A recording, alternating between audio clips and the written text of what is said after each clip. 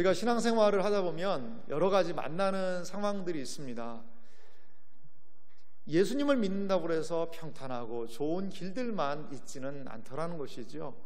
우리가 만나게 되면 전혀 예상하지도 못한 그런 어려움의 때들을 겪기도 합니다. 코로나19라는 전대미문의 이런 어려움을 우리 시대, 꼭 우리가 있는 이 시기에 왜 우리가 이런 것을 겪어야 할까? 참 큰 어려움이지요.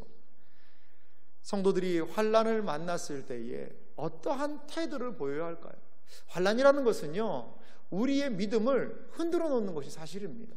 우리의 믿음을 어렵게 흔들어 놓지요. 하지만 이러한 환난이라는 것을 통하여, 고난이라는 것을 통하여 오히려 믿음이 더욱더 견고해질 수도 있다라는 것이죠. C.S. 루이스라는 그분이 계시는데요, 이미 돌아가셨습니다만 기독교 변증가로서 우리의 신앙에 많은 도전을 준 분이 바로 C.S. 루이스라는 이분입니다. 이분이 고난에 대해서 이러한 이야기를 하셨어요. 고난이 뭐냐? 고난은 하나님의 메가폰이다, 이런 이야기를 하셨어요. 고난이라는 것은 하나님의 메가폰과 같다는 거죠. 고난을 통하여, 어려움을 통하여 하나님의 뜻이 더욱더 분명하게 알려진다는 것입니다. 평상시에 하나님은 작게 얘기하시는 것 같아요. 그래서 그 음성을, 소리를 잘 듣지를 못합니다.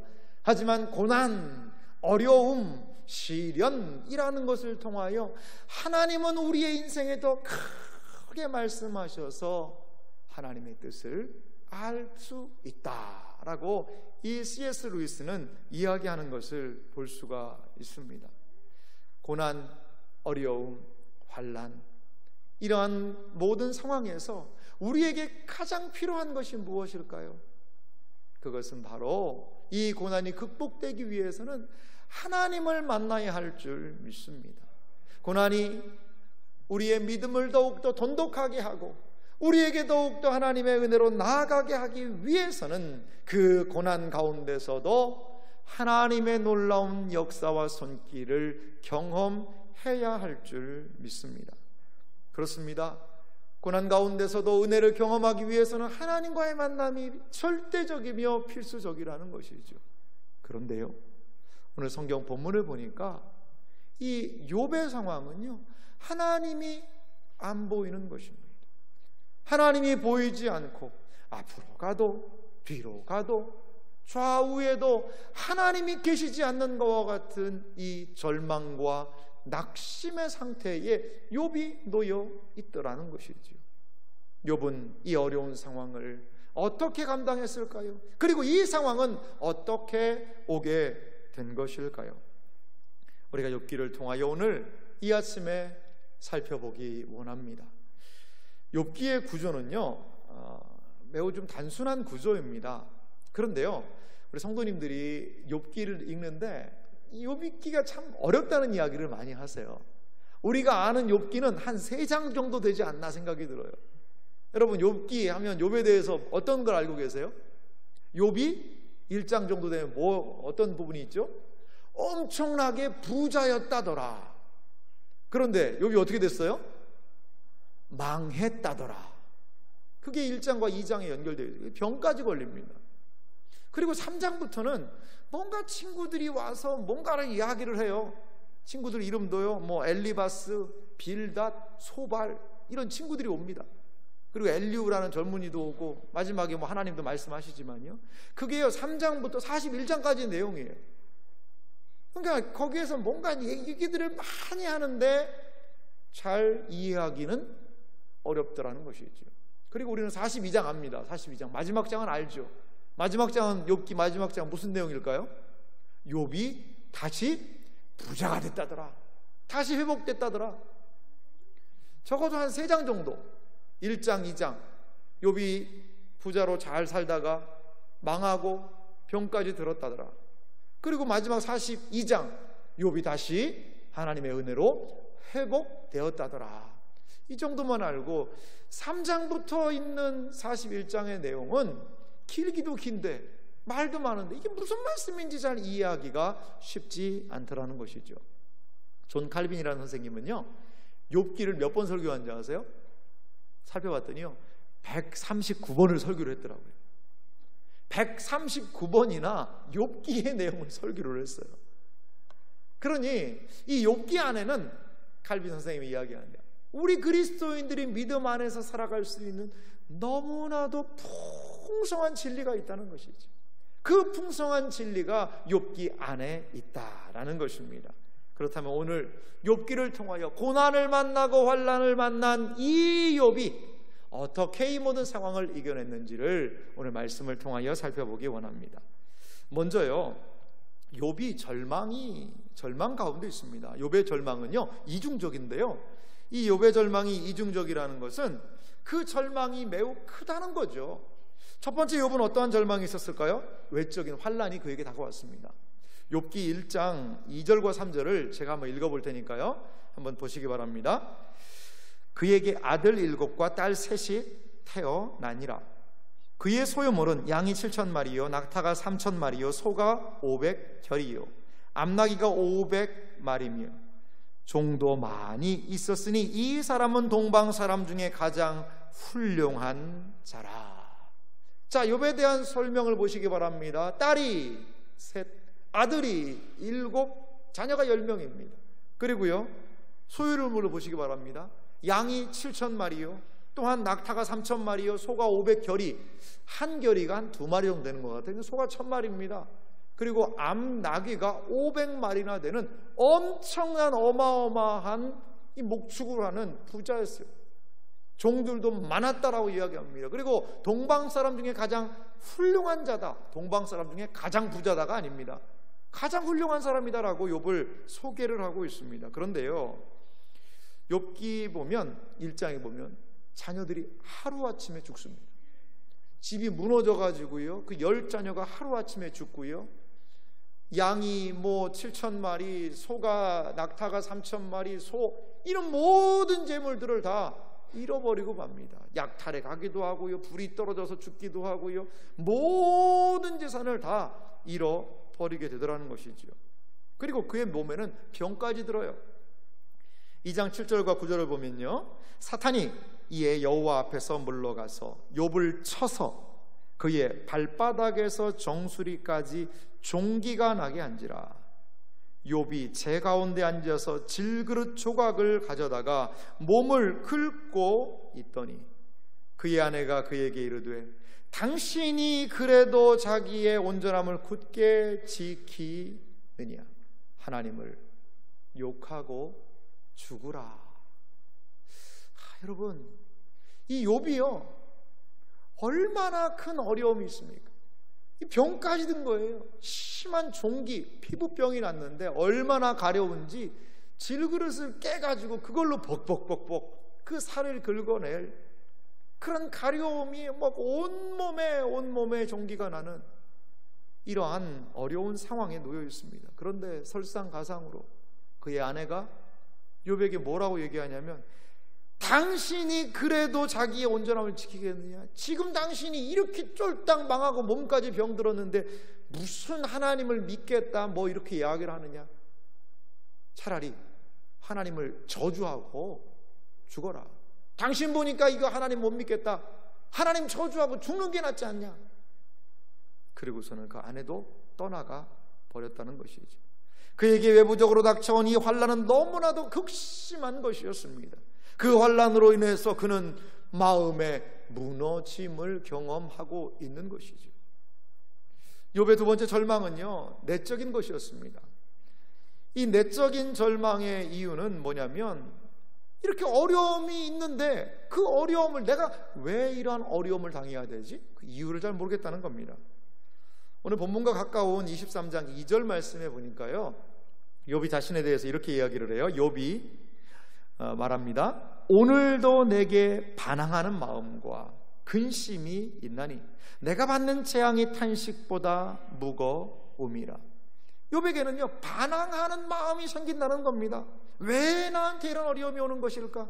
그는 자신이 당한 재앙의 심함으로 인해서 크게 탄식하고 있습니다. 그리고 그로 인해서 마음 가운데 큰 근심을 경험하고 있다는 것이죠. 이 욥의 마음의 무너짐은요 친구들 때문에 더 심해집니다. 친구들이 와요. 처음에 이 친구들이 와서는요, 아무 얘기도 못하고요, 같이 울어줘요. 아무 얘기들 못해요. 그런데 이제 이 친구들이 뭐라고 말을 하기 시작해요. 이 엘리바스라는 사람이요, 22장에 보니까 욥에게 이런 이야기를 해요. 22장 4절과 5절인데요 하나님이 너를 책망하시며 너를 신문하심이 너희의 경건함 때문이냐. 자, 여기 보십시오. 하나님이 너를 책망하시고 너를 이렇게 어렵게 하시는 게 네가 하나님을 잘 믿었기 때문에 이런 일이 온 거냐? 이 엘리바스라는 이 사람은요, 그게 아니다라고 이야기를 합니다. 그러면서 5절은 이렇게 얘기해요. 내 악이 크지 아니하냐? 내 죄악이 끝이 없느니라. 친구들은요, 지금 욥에게 그의 죄를 회개해라. 네가 죄졌으니까 이렇게 되는 거야. 네가 죄졌으니까 이런 어려움이 오지, 아니 네가 경건하게 살았으면 어떤 이렇게 어려움이 올 수 있겠냐라고 이야기를 하고 있습니다. 욥의 친구들은요, 욥을 정죄하고 있는 것입니다. 욥의 친구들은요, 욥에게 임하는 환난의 깊이를 다 이해할 수 없었습니다. 그리고 자신들이 알고 있는 이 지식 안에서 모든 것에 해답을 구하고 있는 것이지요. 이것은 욥에게 큰 고통이었습니다. 그리고 이것은요, 하나님에게도 고통이 된다는 겁니다. 우리는요, 신앙생활하다가 어려움을 당한 우리의 믿음의 가족들을 만나기도 합니다. 하지만요, 그 어려움의 이유와 의미에 대해서 우리는 다 알 수 없는 거예요. 우리가 알 수 있는 것은 위로하고 기도하며 함께 울어주는 것, 위로해주는 것, 그것이 바로 우리가 할 일이 아닌가 생각이 들어요. 욥이 자신의 상태를 이렇게 이야기합니다. 본문 8절과 9절 말씀 제가 다시 읽어보겠습니다. 그런데 내가 앞으로 가도 그가 아니 계시고 뒤로 가도 보이지 아니하며 그가 왼쪽에서 일하시나 내가 만날 수 없고 그가 오른쪽으로 돌이키시나 배울 수 없구나. 절망의 상태에 있다 하더라도 하나님을 볼 수 있다면, 하나님을 만날 수 있다면 이길 수 있지 않겠어요? 어려운 상황을 만났습니다. 위기의 상황을 만났습니다. 그래도 기도가 돼요. 예배 드리러 나오면 예배에 은혜가 있어요. 그러면 그래도 그 어려움 이겨낼 수 있지 않을까요? 그런데 지금 욥은요, 하나님을 배울 수가 없다는 거예요. 하나님을 만날 수가 없다는 거예요. 앞으로 가도 뒤로 가도 왼쪽 오른쪽 하나님을 여전히 볼 수 없는 것, 그것이 지금 욥이 놓인 상황이라는 것입니다. 그는 자신에게 주어진 외적인 고난 가운데서도 하나님을 발견할 수가 없었고요, 그 내면의 깊은 고통, 그 친구들의 독설과도 같은 그 말, 상처에 소금을 뿌리는 것과 같은 그 고통 속에서도 하나님은 욥에게 침묵하고 계시더라는 것이죠. 우리 신자들에게도 이러한 때가 있을 수 있어요. 어려움도 큰데 은혜가 안 되는 거예요. 예배를 참석해도 여전히 내 마음이 싸늘하고요, 아무리 하나님이라고 부르짖고 목청을 다해 기도해도 그 마음 가운데 하나님이 나와 함께 하신다는 확신이 사그러듭니다. 이렇게 어려움의 때에 무엇을 어떻게 감당해야 될 것인가? 점점 그 신앙은 뒤로 물러나는 끝없는 낙심, 절망으로 빠져들 때가 있다는 것이죠. 존 칼빈은요, 이러한 상황을 이렇게 우리에게 이야기해 주고 있습니다. 칼빈의 욥기 설교에 보니까요, 이렇게 이야기를 해요. 이제 내 몸이 치심을 받아 고통을 받을 때뿐만 아니라 마귀가 우리의 상상력을 통해서 일함으로써 하나님이 우리에게 무서운 원수가 되고 더 이상 하나님을 의지할 수 없고 하나님께서 우리를 향해서 결단코 긍휼하신 분이 아니라는 식으로 생각될 때를 가리켜 영적 시험이라고 합니다. 이게 무슨 말일까요? 내가 고통스럽다는 것이죠. 고통스러운데 그 마귀가 우리의 상상력을 통해 일한다는 것입니다. 야, 이래도 하나님이 살아있냐?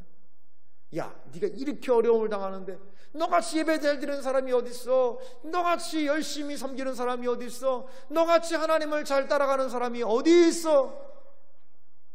그런데도 어떻게 되고 있어요? 지금 하나님이 안 계신 것 같다는 생각이 드는 것이죠. 그 사단이 계속해서 우리를 시험에 들게 한다라는 것입니다. 그래서 하나님께서 더 이상 자비와 긍휼을 베푸는 분이 아니신 것이 아닌가, 자비와 긍휼이 다 끊어져 버린 것이 아닌가 라고 생각하는 그때, 이때가 바로 영적인 시험의 때라는 거예요. 그것은 영적으로 시험이 들은 상황이라는 것입니다. 이러한 어려움의 때에 어떻게 해야 될까요? 메마른 땅을 종일 걸어가는 것과 같은 그러한 영적인 무기력감 가운데 놓여 있을 때에 우리는 과연 어디에서 도움을 얻을 수 있으며 어디에서부터 이러한 상황의 실마리를 풀어야 하는 것일까요? 욥은 절망을 극복합니다. 욥은 그냥 주저앉아서 낙심하고 절망하는 것뿐만 아니라 그 절망을 극복하고 있다라는 것이지요. 절망과 낙심의 때에 큰 낙담으로 인해서 영혼의 깊음 가운데 빠지고 하나님의 신실하심에 대한 회의와 그리고 여러 어려움, 신앙에 대한 회의가 드는 그 상황에서도 욥이 보인 것은 다른 태도였다는 것이죠. 일반적인 사람들이 만나게 되는 상황과 시련에 반응한 것과 욥은 다르게 행동하고 있다는 것입니다. 과연 욥은 어떻게 이러한 절망을 극복하고 이 문제를, 자신에게 있는 이 상황을 어떻게 해석하며 믿음으로 나아가고 있는지를 우리가 함께 살펴보기 원합니다. 먼저 절망의 극복은요, 그의 정서적인 확신을 하면서 그는 이 절망을 극복하고 있다는 것입니다. 그것은요, 하나님이 지금 나의 상황을 아신다는 거예요. 욥기 23장 10절 말씀을 우리 한 목소리로 같이 한번 읽어보겠습니다. 같이 읽겠습니다. 그러나 내가 가는 길을 그가 아시나니 그가 나를 단련하신 후에는 내가 순금같이 되어 나아오리라. 아멘. 어려움을 당할 때요, 힘든 이유가 뭘까요? 어려움을 당할 때 힘든 이유는 뭐냐면 아무도 내 어려움을 알아주지 못한다는 거예요. 아무도 내가 만난 이 상황 모른다라는 생각이 들면요, 더욱더 깊은 신음 속에 빠져들게 됩니다.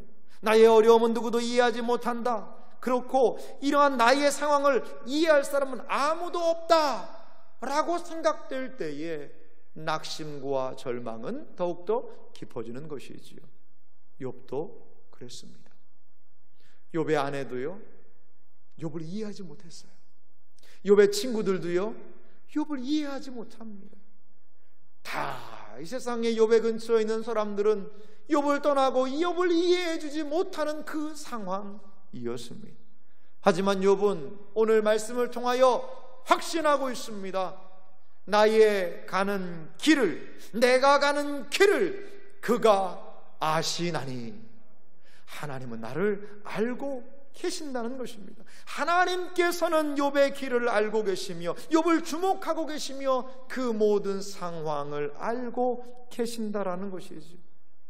누군가가 나를 공감해주고 한 사람이라도 내 억울하고 답답한 상황을 이해해주고 들어주기만 해도요, 그 마음 가운데 힐링, 치유가 된다는 이야기를 해요. 왜 외롭습니까? 몰라주기 때문이죠. 왜 절망 속으로 들어갑니까?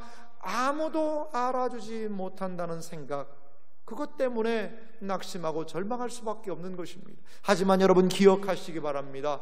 하나님께서는 우리의 모든 상황을 알고 계시다는 것을 여러분 믿으시기 바랍니다. 하나님이 그 모든 상황을 알고 계시기에 욥은 자신의 길을 하나님께 의탁할 수 있었다는 것입니다. 욥이 어떻게 그 자신의 상황을 이겨낼 수 있었을까요? 자신의 마음을 극복할 수 있었을까요? 하나님이 알고 계셔. 이것이 그의 마음에 위로가 되는 거예요. 하나님에 대한 정서가 회복되는 것이 이렇게 중요합니다. 여러분 환난 가운데 계십니까? 낙심 가운데 계십니까? 영적인 시험 가운데 계십니까? 하나님이 과연 나와 너무나 멀리 있는 분 아닌가라고 혹여라도 생각 들고 계시진 않습니까? 우리가 회복해야 되는 것은요, 그래도 하나님이 내 상황을 아신다, 이것이 회복될 때요, 우리의 마음속에 뭐가 생기냐면 영적인 마진이 생깁니다. 하나님에 대한, 그래도 하나님이 나를 아셔, 내 길을 아셔 라는 그 마음의 여유를 갖게 되면 다시 한번 상황을 해석할 능력이 생기는 거예요. 다시 한번 그 상황을 감당할 수 있는 조금의 틈이 생긴다는 것입니다. 어려움은요, 이 정서를 타고도 돌아옵니다. 아무도 나를 몰라요. 나는 이제 끝이에요. 이제 이대로면 나는 완전히 끝난 것 아닐까요? 이러한 많은 마음의 생각들이 들 때에 하나님이 아신다는 것은요, 희망의 물줄기를 우리의 가슴에 흘려드리는 거예요. 그래서 하나님에 대한 기대, 하나님에 대한 소망을 붙잡고 내 상황을요, 새롭게 바라볼 수 있는 눈이 생긴다는 것입니다. 욥이 무엇을 10절 하반절에 이야기합니까? 그가 나를 단련하신 후에는 내가 순금같이 되어 나오리라. 이 상황이, 이 절체절명의 위기의 상황이 하나님이 나를 단련하시는 시간이고, 나는 이 모든 상황을 지나서 순금같이 나아갈 수 있다 라고 그 상황을 해석할 수 있는 능력이 생기게 된다는 것입니다. 우리의 마음을 여러분 잘 지키셔야 돼요. 우리의 마음에 하나님에 대한 정서가 있는 것이 그래서 중요하다는 것입니다. 욥은 지금 정서를 회복하며 상황을 해석할 능력, 그리고 그 상황에서 믿음으로 반응할 수 있는 그러한 힘을 하나님이 누구이신지를 기억하며 지금 공급받고 있다는 것입니다. 여러분, 그렇습니다. 하나님과 함께 하시는 그를, 하나님이 함께 하시는 그를 단련하는 순금과 같은 기회, 이 환난은 그가 망하고 자빠지고 넘어져서 쓰러져서 이 세상에서 소멸하는 것이 아니라 그를 순금으로 만드는 기회, 하나님께서 나와 함께 하시는 그러한 나의 내 삶을, 나의 신앙을, 믿음을 온전하게 하는 하나님의 기회다라고 그는 지금 이 상황에 믿음으로 반응하고 있다는 것입니다. 두 번째로 욥이요 극복하고 있습니다. 이 상황을 어떻게 해요? 의지적인 순종을 통하여 극복하고 있습니다. 그는요, 이제 그 정서가 회복된 상황에서 영적인 마진을 확보하고요, 이제 행동하려고 하고 있습니다. 아니, 행동하고 있습니다. 그것이 바로 11절과 12절인데요 제가 읽어보겠습니다. 내 발이 그의 걸음을 바로 따랐으며 내가 그의 길을 지켜 치우치지 아니하였고 내가 그의 입술의 명령을 어기지 아니하고 정한 음식보다 그의 입의 말씀을 귀히 여겼도다. 여러분, 욥의 행동은 무엇입니까? 11절도 다시 보시기 바랍니다. 내 발이 그의 걸음을 바로 따라갔다는 거죠. 내가 그의 길을 지켰다는 것이지요. 하나님이 원하시는 길이 있습니다. 하나님이 원하시는 삶의 방식이 있습니다. 그걸 지켜나갔다는 겁니다. 12절에도 그의 입의 말씀을 귀히 여겼도다 라고 이야기하며 환난 때에 욥이 한 행동을 우리에게 보여주고 있습니다.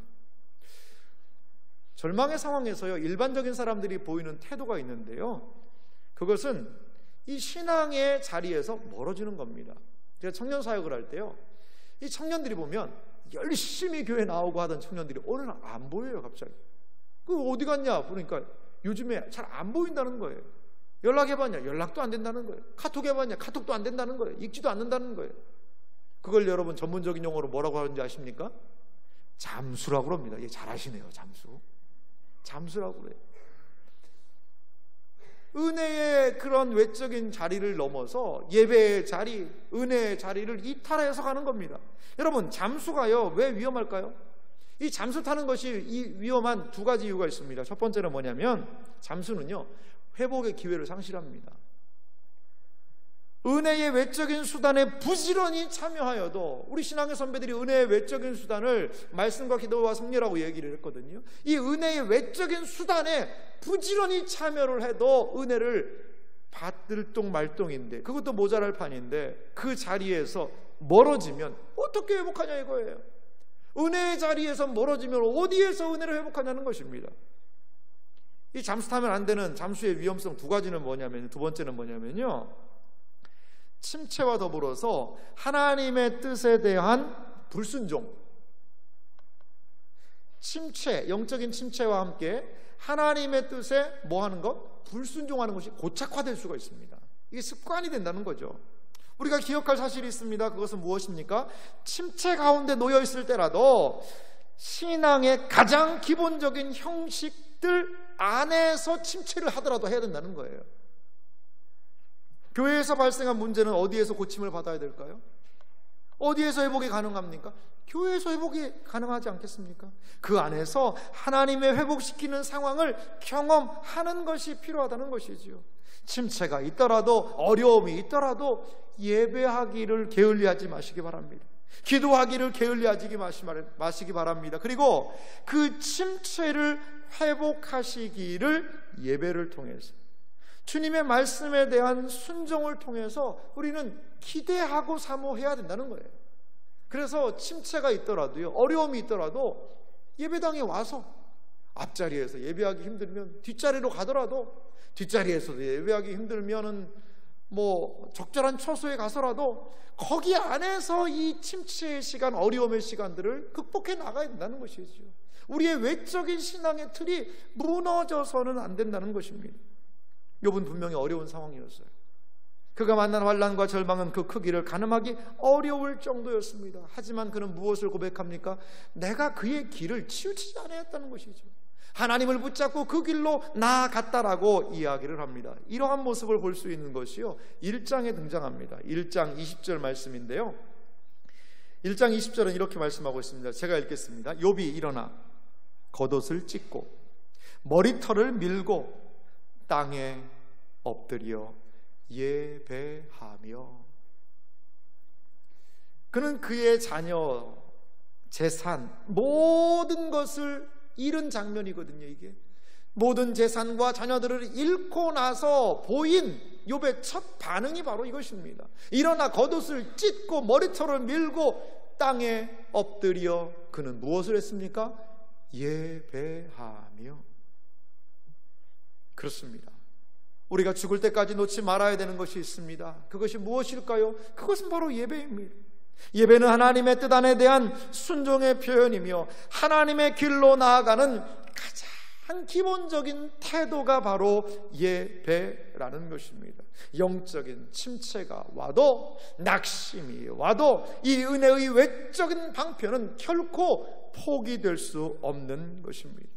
내 마음이 좋지 않기 때문에, 내가 예배드리고 싶은 마음이 들 때까지 나는 예배드리지 않겠다. 아니요, 그럴 수 없습니다. 이런 생각에 사로잡혀 있다면 과연 우리는 언제 예배드릴 수 있을까요? 예배는 하나님의 뜻에 대한 순종, 하나님의 뜻에 대한 우리 신자의 가장 중요한 순종의 표현이라는 것입니다. 욥은 환난 가운데서 큰 시련이 있었지만 그는 예배라는 자신의 삶을 지탱하는 가장 중요한 것을 무너뜨리지 않고 감당하고 있고 하나님의 길을 의지하며 묵묵히 나아가고 있는 것을 볼 수가 있습니다. 혹여라도 은혜의 자리에서 조금은 멀어져 계시진 않습니까? 마음 가운데 낙심과 절망이 있습니까? 더욱더 예배의 자리에 나오시기 바랍니다. 예배를 통하여 분명히 하나님께서 회복하실 것을 사모하며 이 환난과 어려움의 때를 믿음으로 넉넉히 감당하시는 은혜가 있으시기를 주님의 이름으로 축원합니다. 마지막으로요, 이 절망을 욥이 어떻게 극복했을까요? 그것은요, 그에게 각성이 일어납니다. 이 지식적인 각성이 일어나게 되는데요, 그는 하나님의 말씀을 다시 한번 부여잡습니다. 그에게 작정된 하나님의 일들이 이루어질 것이라는 거죠. 욥기 32장 오늘 본문 13절과 14절 말씀을 우리 한 목소리로 같이 한번 읽어보겠습니다. 같이 읽겠습니다. 그는 뜻이 일정하시니 누가 능히 돌이키랴. 그의 마음에 하고자 하시는 것이면 그것을 행하시나니 그런즉 내게 작정하신 것을 이루실 것이라. 이런 일이 그에게 많이 있느니라. 아멘. 욥은요, 오늘 성경 말씀을 보니까요, 이제 다시 한번 하나님이 누구이신지 하나님의 말씀을 기억합니다.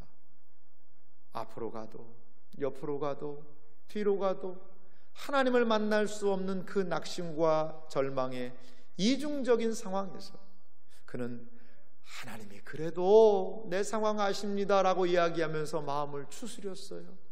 그리고 그래도 신앙의 외적인 모습으로 순종의 길을 걷겠습니다라고 결단하며 그 길을 가고 있어요. 그런데 그 욥은요, 거기에 그치지 않습니다. 하나님이 과연 누구이신지를 다시 한번 생각하는 거예요. 우리의 감정은요, 너무나도 쉽게 요동하기가 쉬워요. 여러분, 감정만 믿으면 안 됩니다. 우리의 감정, 이 따뜻한 정서가 올라오는 것도 중요한데요, 우리로 하여금 이 따뜻한 하나님에 대한 정서를 더 불러일으키는 것은 하나님에 대한 진리라는 것이죠. 진리를 확신하게 될 때에 그 정서가 더욱더 강화될 수 있다는 것입니다. 이것은 무엇이냐면, 어려움의 때에 상황을 보지 말고요, 내가 막 낙심과 절망으로 가는 내 감정에 너무나 충실하지 마시고요, 무엇을? 하나님의 말씀을 꽉 붙잡으라는 것이지요. 어떤 말씀을 붙잡으라는 것입니까? 하나님은 뜻이 일정하시다는 거예요. 하나님은 결코 변함이 없으시다는 거예요. 우리 하나님은 선하신 하나님이시라는 거예요. 우리 하나님이 그래 너 한번 좀 고생 좀 해봐라, 그렇게 내 말 안 듣더니 너 한번 고생해봐라 라고 우리가 고난과 환난을 당하는 것을 고소해 하시는 분이 결코 아니시라는 겁니다. 그것을 붙잡는 것이 필요해요. 욥은 하나님에 대한 진리를 붙잡았습니다. 그리고 무엇을 이야기합니까? 내게 작정하신 것을 이루실 것이다. 욥은요, 자신의 삶에 하나님의 작정이 있다는 거예요. 우리 신앙의 선배들은요, 웨스트민스터 소교리 문답을 통하여서 이 하나님의 작정 교리에 대해서 이렇게 정리를 하고 있습니다. 제가 문을 읽어볼 테니까요, 우리 성도님들이 한번 답을 읽어주시기 바랍니다. 하나님의 작정은 무엇입니까? 하나님의 영원한 계획과 목적인데, 하나님의 작정에 따라 하나님은 자신의 영광을 위해 앞으로 일어날 모든 일을 미리 정하셨습니다. 그렇습니다, 여러분. 하나님의 작정은 불변합니다.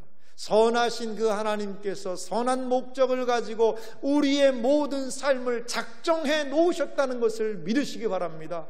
하나님을 깜짝 놀라게 할 일은 세상에 결코 없습니다. 모든 것이 하나님의 작정하심, 계획하심 안에 놓여 있다라는 것입니다.